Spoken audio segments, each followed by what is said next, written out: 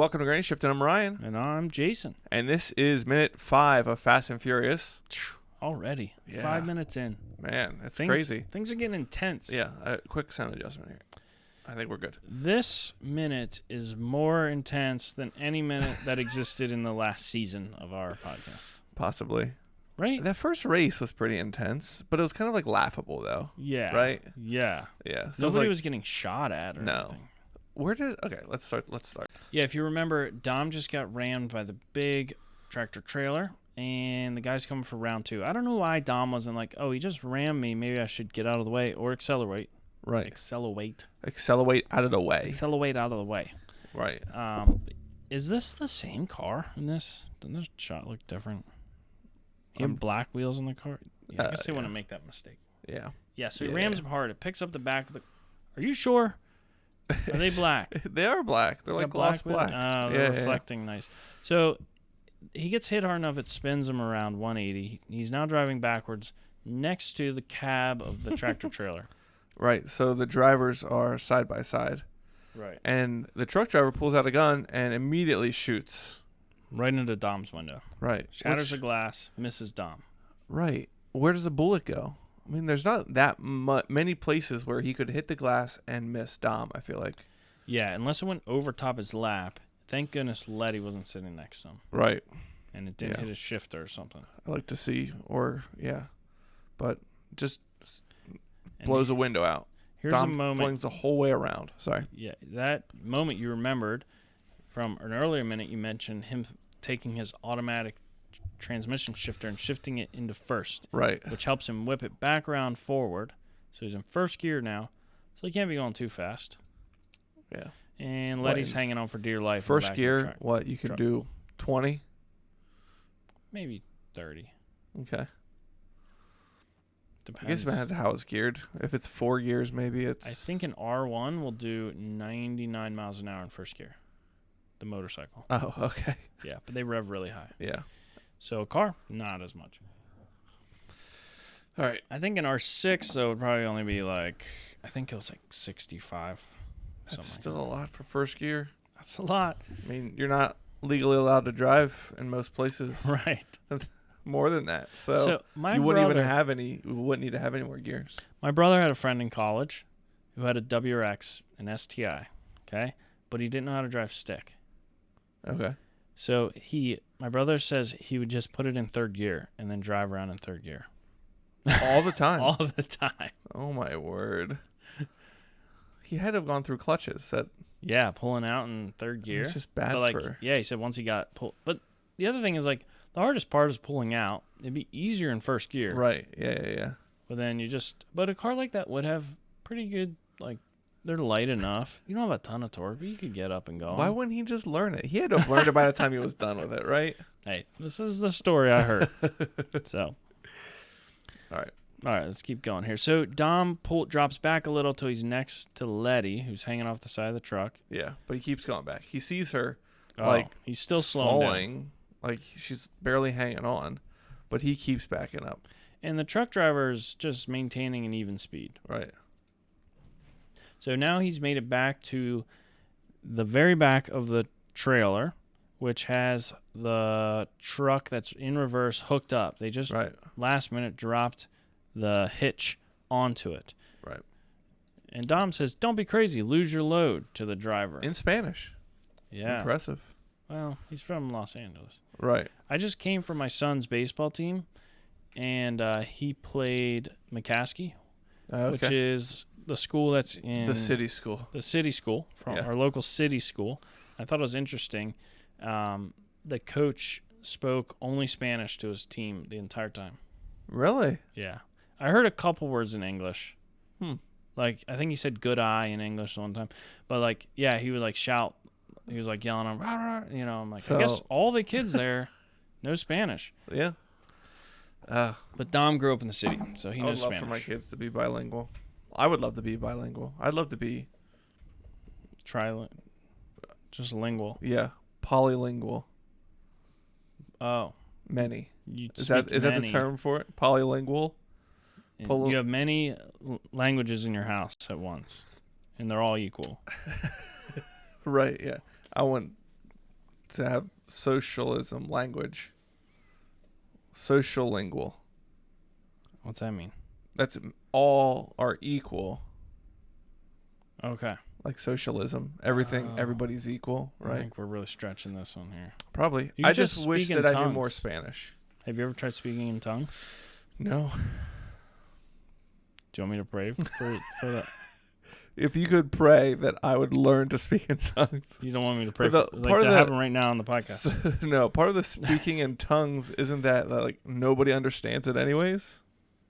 I thought the actual point was that everybody could understand it. Oh, really? Like when it happened in the Bible, everybody was able to understand it in their own language. really? Well, I think it happened 2 different ways.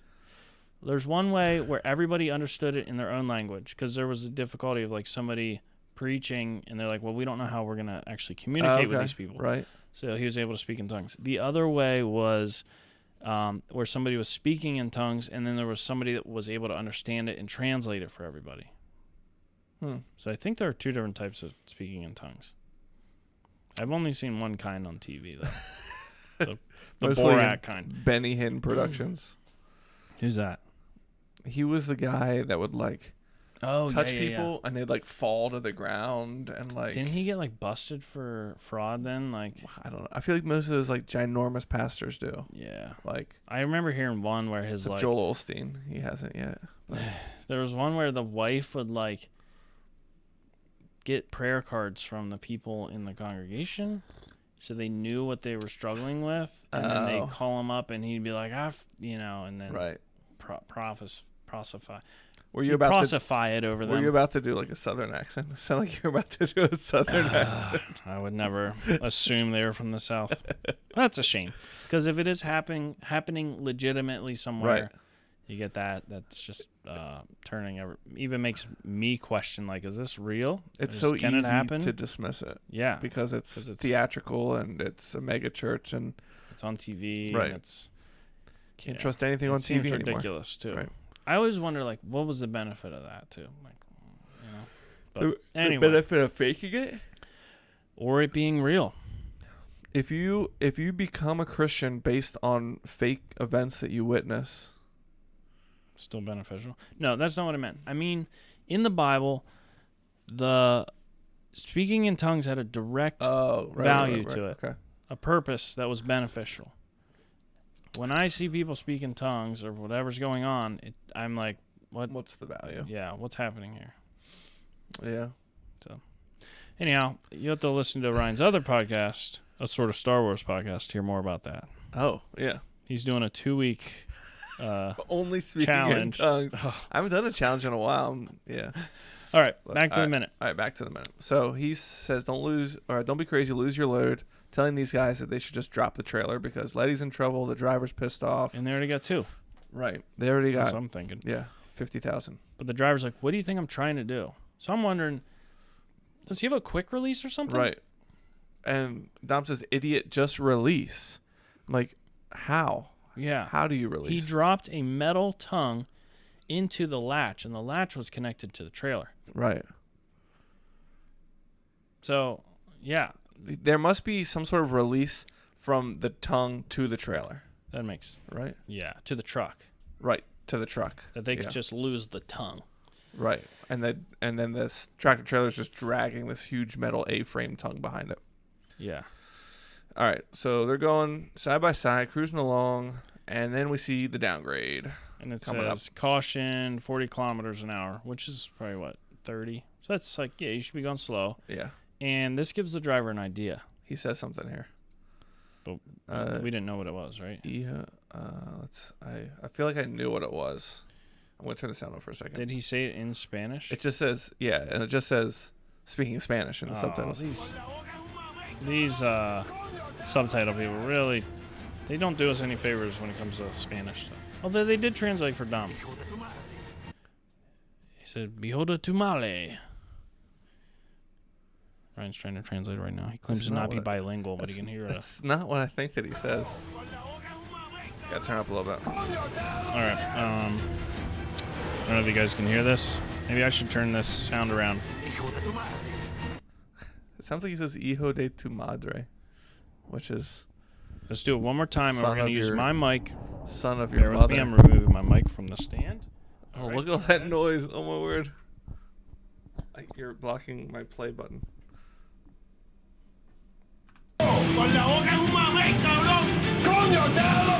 That's Dom. Here comes the driver. Hijo de tu madre. Doesn't it sound like he says hijo de tu madre?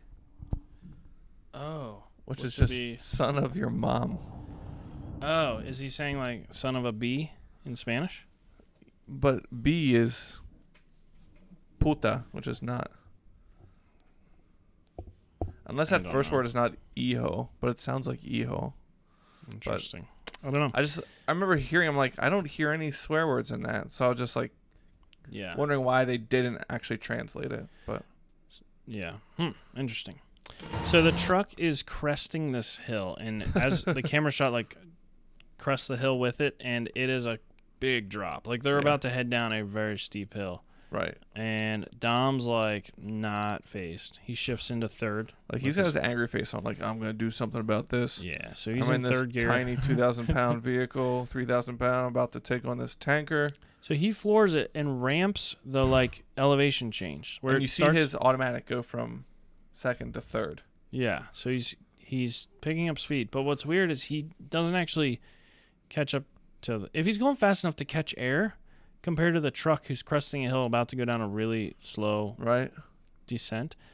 You'd think he would pass that truck pretty quickly. Right. But he doesn't pass the truck at all. No.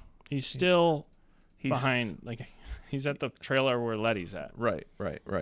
Which is just one tanker back, right? Yeah. Well, or because there's nothing behind her. Yeah. She never made it up any farther. No. There is something behind her. She's in the middle. There's still 4 tankers on? Or 3? There's 3 tankers on. I think she's 2 up, 1 back. Okay.